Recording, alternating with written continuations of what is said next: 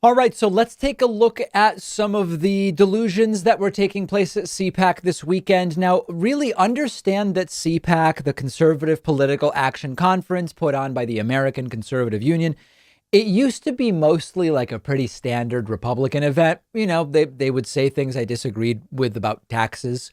I wouldn't agree with them on health care. I wouldn't agree with them about abortion. I wouldn't agree about gay marriage or foreign policy. But it wasn't always a totally nuts QAnon conspiracy type event. CPAC appears to now have completely surrendered to the most extreme, conspiratorial, unhinged elements of the party, essentially like the wackiest of the pro-Trump wing of the Republican Party. And hilariously, a 7-point plan to reinstate Donald Trump in days rather than years. Yeah, was handed out at CPAC. This you have to see.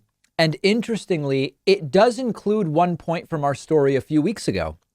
The idea of Trump becoming Speaker of the House. Andrew Solender from Forbes tweeted about this.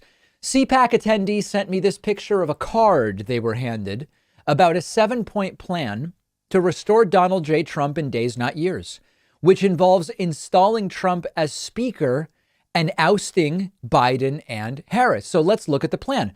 Point one, by the way, notice that the first point is meaningless. The first point is reveal Achilles' heel, pull back the curtain on the horror show that is today's Democrat Party, watch Pelosi melt like the Wicked Witch of the West, see the Black Caucus and other key groups flip unexpectedly, and watch the tables turn. Fraud. The second, that one's meaningless. Okay.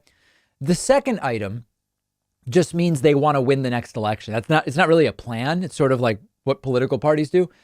Number two is witness a trusted conservative elected as Speaker of the House, and finally reveal suppressed results of existing investigations into election racketeering. The second part won't happen because they just lost. But the first part is like just win. Then they want to correct the official record and reveal that Trump legitimately won the 2020 election. Their fourth part is that the Speaker of the House will draft articles of impeachment for Biden Harris. We know that that's what they want to do if they win the House in 22. Then they will elect Trump Speaker of the House. Now, remember, we talked about this some weeks ago. You actually don't have to be a member of Congress to be Speaker of the House. Traditionally, that's the case. That's the way it's been. But Trump could be made Speaker without even being a member of Congress. Then they would have the Speaker of the House, Trump, call for a vote to impeach, charge, and remove Biden and Harris, who they refer to as imposters. And then step 7 is duly impeach, charge, and remove Biden and Harris, which, seems very similar to item number 6. So what's funny is that really the only two things here that are a plan would be item number 2, which is to win the next election. And in order to do that, one way to do it would be, hey, come up with some substantive policy ideas, like win by offering policy that people like. No, they're not doing that. Instead, they're going with option 2, which is try to suppress the vote to win and only talk about things like communism and critical race theory or whatever else. They are trying to do that. It didn't work in 2020. They didn't suppress enough of the vote in 2020, but they came kind of close. And so we have to really, I don't know why, I am really worried about 22 and 24, more than I've been this far in advance of any recent election. I think we have to be ready that they almost suppressed enough of the vote. They may do it in 22 and they may do it in 24.